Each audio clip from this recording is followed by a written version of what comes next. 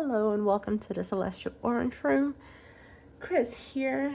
First and foremost, I want to take the time to thank you for your presence and dropping by here. Today I want to go over why I want to do a low buy for 2025 and how I even got here. I do apologize for my voice. I'm a little sick still, trying to get over it, but nonetheless. I've been interested in stationery and stationery related supplies for a very long time, ever since I was a kid. I remember there was a point I even wanted to go into teaching just because I loved stationery. Anything to do with post-its, paper clips, it didn't matter. Stationery in general, pens, pencils, all the things. I've been journaling since I was a kid as well.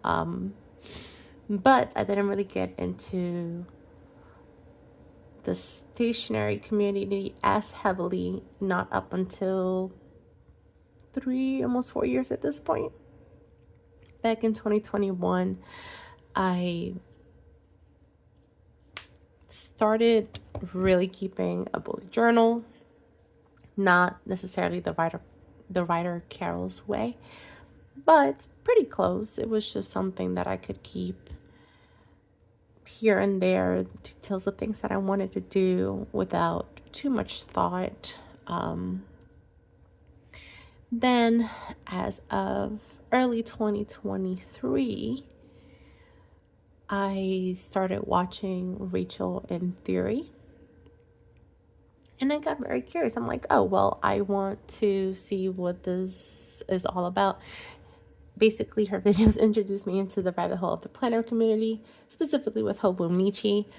I remember seeing her and her Hobonichi weeks, and I saw that I liked the layout, but I did not like the quotes. So I told myself, hey, let me get something that's similar in size, and I would try it out and basically input the thing myself, no quotes, no nothing.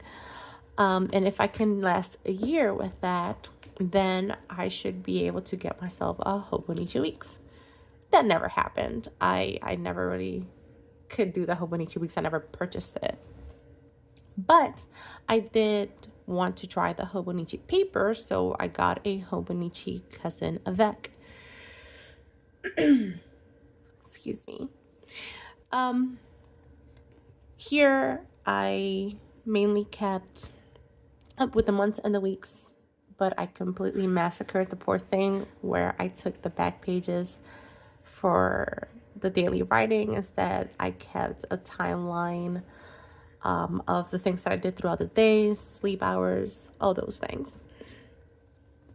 During the time that I was trying this out, I also heard about Sterling Ink and how similar it was to the Hobonichi Cousin without the quotes. So I'm like, oh, let's give it a try. Same thing. I just kept up with, well, this I actually journaled in the back, but I kept up with the monthlies and weeklies in a similar fashion to the Hobonichi Cousin. Well, this was all in 2023. 2024 came and I went insane. Stationery, everything. I believe it was late 2023 when I even found, I cannot recall the creator's name, but they were going over planner stickers, specifically Live Love Posh. And why, oh, why did I go down that rabbit hole? I bought a hella ton of planner stickers, of notebooks, of planners in general for 2024. Let's just say that I ended up purchasing about $7,348 worth of stationery items, with my biggest categories being stickers, notebooks, and planners. Nobody ever needs to go into that. When I saw at the end of the year how much I spent, I was rather ashamed. But alas, I told myself it's time for a change.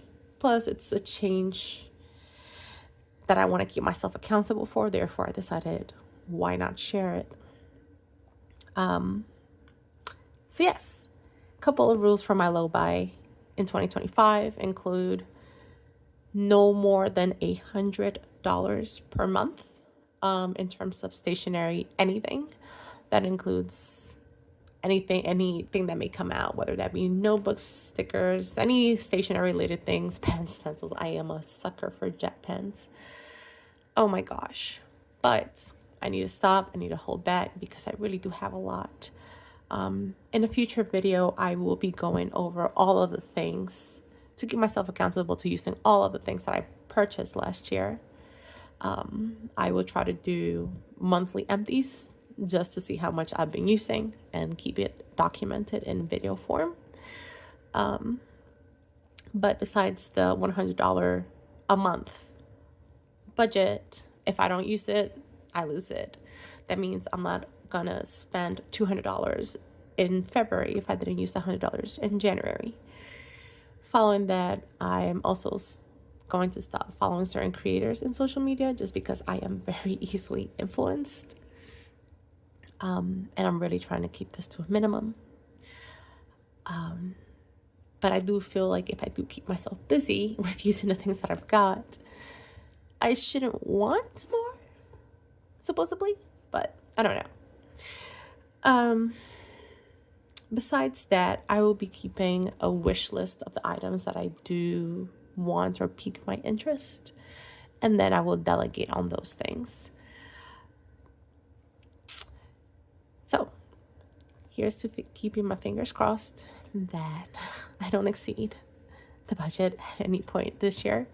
I made it a low buy instead of a no buy because I believe a no buy would have been way too restrictive, and then I would have felt like crap if I didn't follow through with it and then threw the whole thing out of the window. I'm not going to set myself up for failure that way. So here's to a low buy in stationery, and let's see how this goes. Stay stellar, my friends. I'll talk to you in the next one.